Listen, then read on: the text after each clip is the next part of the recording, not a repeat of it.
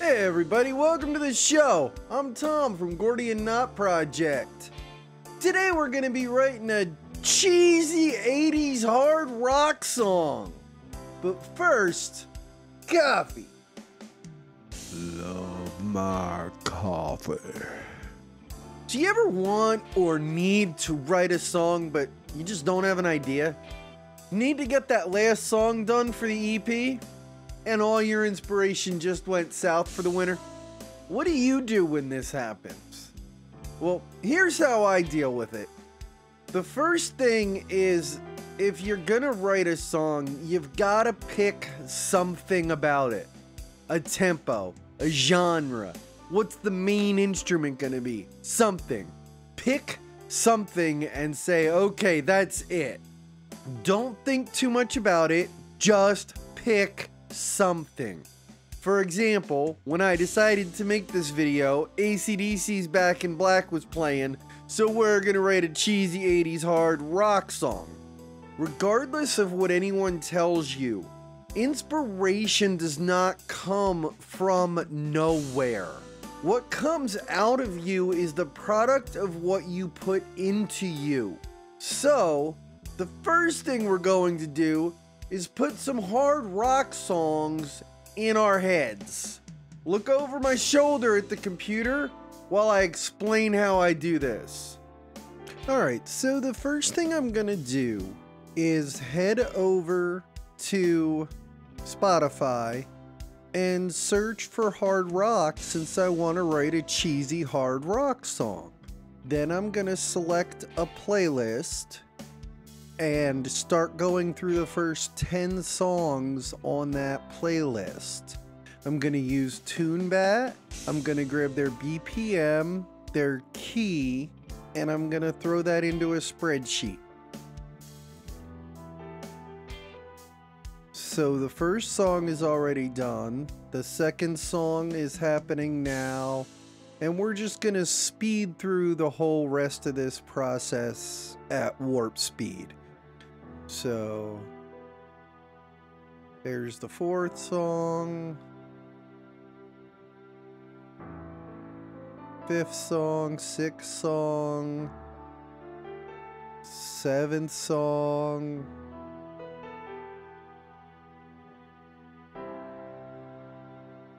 eighth song,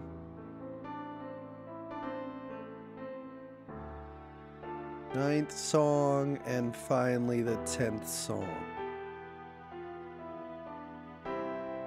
Now that we're all filled up with hard rock ideas, let's pick some more things about the song. Before we can start writing, we need a key and a tempo. Here's how I pick that and start writing the song. So now that everything's in my spreadsheet, I can look at what keys happen the most often. I can look at what's going on with different BPMs.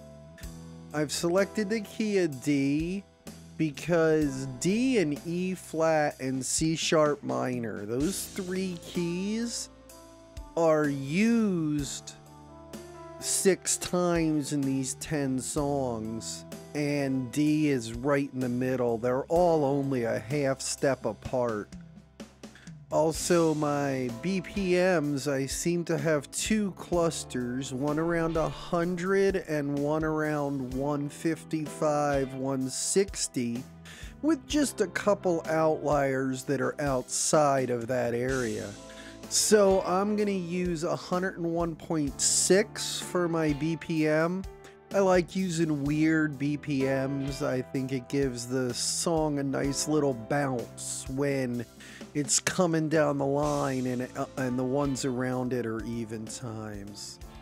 So then, now that I have my style and my key and my BPM, I head over to Reaper. I have this composer template set up with pretty much all the instruments I might use in it. And it's set up to record 6 12-bar sessions. I don't necessarily have to record all 12 bars. What I'm going to do is the first thing I'm going to do here is arm one of the instruments for recording. In this case, it's the guitar. I'm gonna start off working on an electric guitar for this song because it's a hard rock tune. You can see there I'm setting my tempo. I'm gonna save the project before I start working with it. So I go to my new compositions folder, create a folder for this track. I'm just gonna name it after the key, the style, the BPM.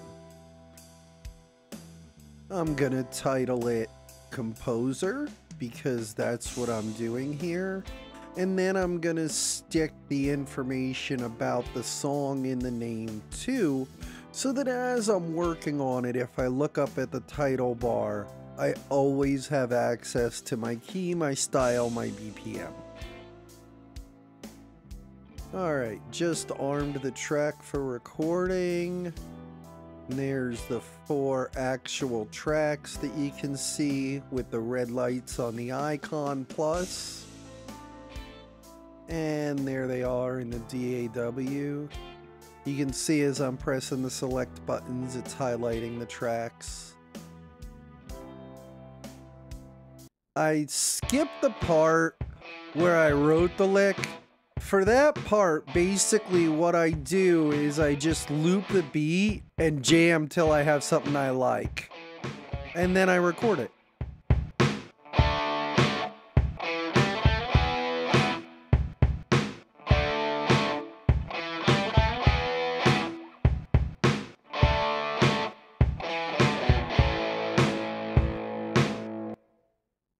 And now I'm getting ready to record the bass line. I've already written it.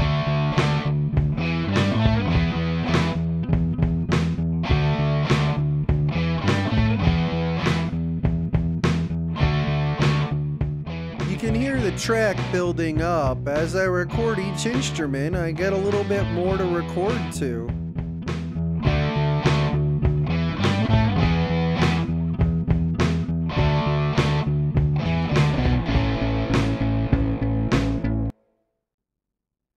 And now I'm going to record the keyboard part.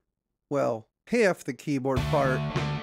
I play the hands individually sometimes because it gives me better options with mixing and editing things later. So I've already played the right hand in and now I'm just playing the left hand in.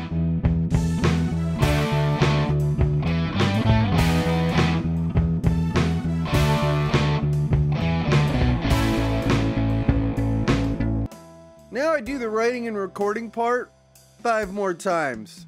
When I'm all done, I have a Reaper session with 6 song parts in it. I don't know what those parts are yet, but they're there.